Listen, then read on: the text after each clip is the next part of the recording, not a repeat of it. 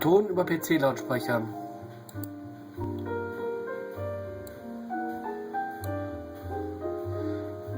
Soundkarte muss aktiv sein, Fernseher muss aktiv sein.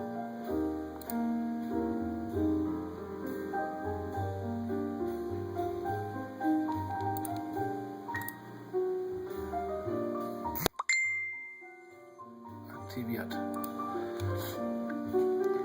Ton ist jetzt über Lautsprecher. Willst du Ton über Fernseher haben? Auf Lautsprecher klicken, Eigenschaften, Gerät deaktivieren, übernehmen.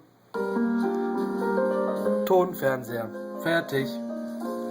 Und hinterher einfach nur auf Lautsprecher vom PC gehen, Eigenschaften, Gerät aktivieren, übernehmen.